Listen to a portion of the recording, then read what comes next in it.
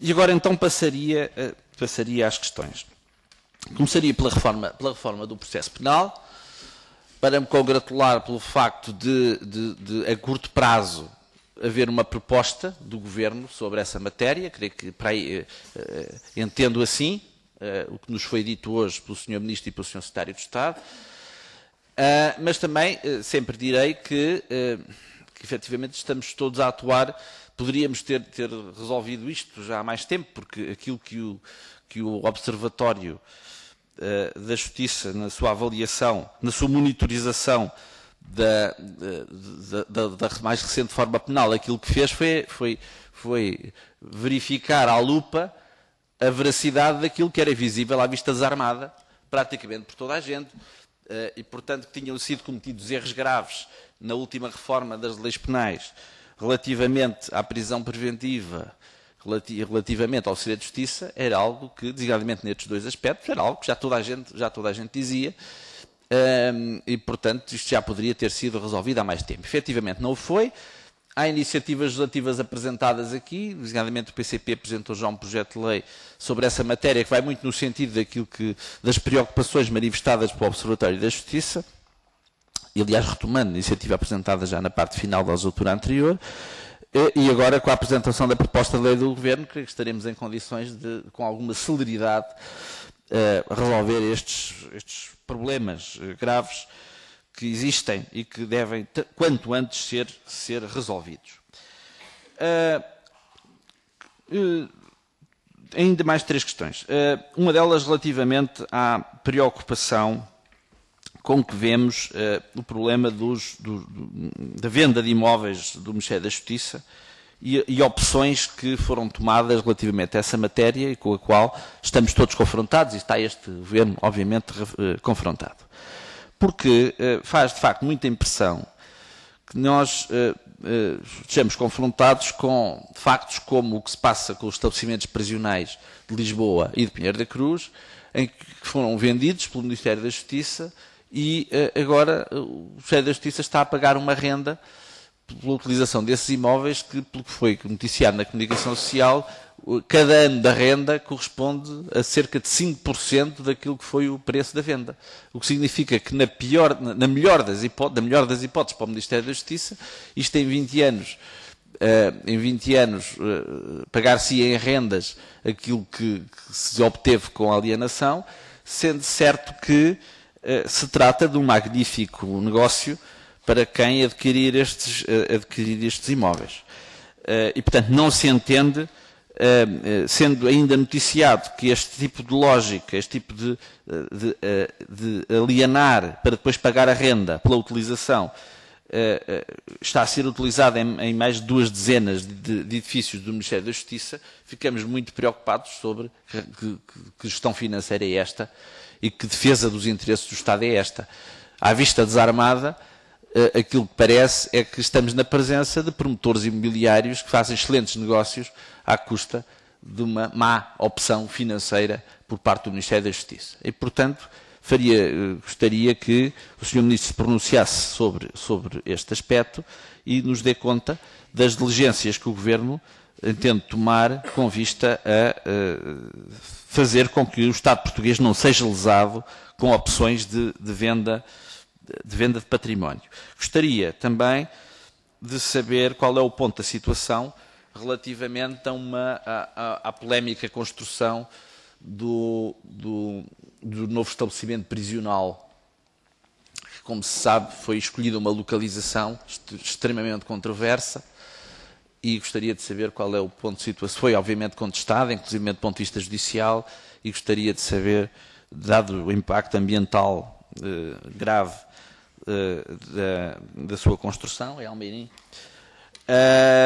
e, portanto, gostaria de saber qual é o ponto de vista do Ministério da Justiça acerca desse ponto.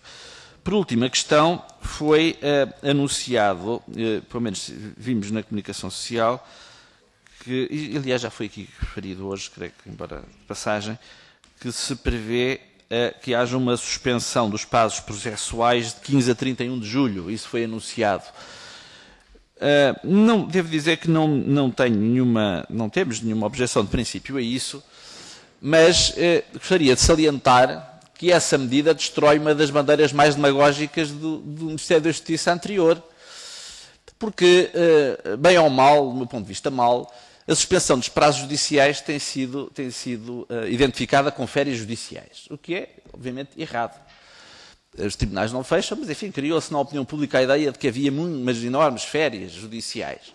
E o governo anterior usou uma bandeira demagógica, que foi reduzir a suspensão dos prazos judiciais apenas ao mês de agosto.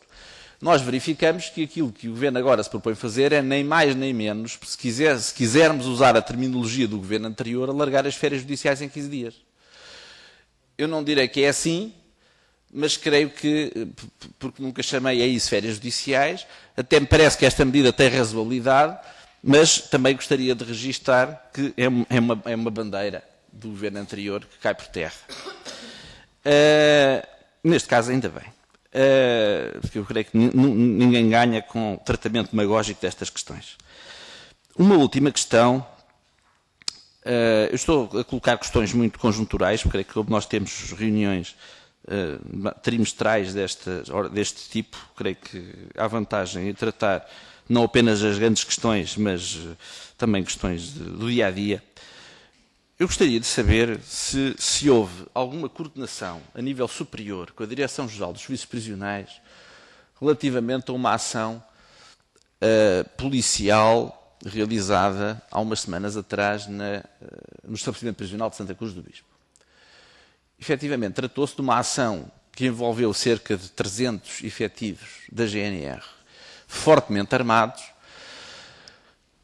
que teve justificação, obviamente não é minimamente contestável, quer a legitimidade de fazer uma ação de fiscalização, ou seja o que for, num estabelecimento prisional, mas creio que deve ser questionada a proporcionalidade dessa ação. Até porque, como é sabido, ela teve consequências muito graves nos dias seguintes na disciplina do próprio estabelecimento prisional. Havendo uma força de segurança dependente do Ministério da Justiça, que é o Corpo da Guarda Prisional, com competência no perímetro prisional, como é evidente, não creio que seja adequado que seja desencadeada uma opção de grande envergadura por outra força de segurança dentro do estabelecimento prisional, que, segundo foi noticiado, foi feita por uma forma muito desautorizante do Corpo da Guarda Prisional, eu diria mesmo vexatória, do Corpo da Guarda Prisional, que foram tratados mais ou menos em pé de igualdade com os reclusos, o que foi extensivo, aliás, a outros funcionários do estabelecimento prisional. Portanto, foi uma ação muito vexatória, não só pela sua envergadura, mas também, segundo foi relatado, pela atitude dos elementos da GNR, foi de uma manifesta desproporção e isso causou consequências, inclusivamente o aparecimento de princípios de motins nos dias que se seguiram, ao que não é alheio a desautorização que foi feita dos elementos da Guarda Prisional. Eu gostaria de saber se esta ação foi coordenada a nível superior com o Ministério da Justiça. Porque se não foi, eu creio que algo vai mal e que, nesse caso, a forma, não o facto de atuar, mas a forma de atuação e a desproporcionalidade da atuação da GNR, creio que é vivamente censurável. E, portanto, a questão que eu aqui coloco é se efetivamente, obviamente que não se põe a questão de haver uma coordenação no próprio local, dada a natureza da investigação, mas creio que, pelo menos a nível superior, essa coordenação deveria ter existido para que a proporcionalidade da ação pudesse ser adequada e para que não se criassem circunstâncias indesejáveis decorrentes precisamente da forma como se atuou. É tudo. Muito obrigado.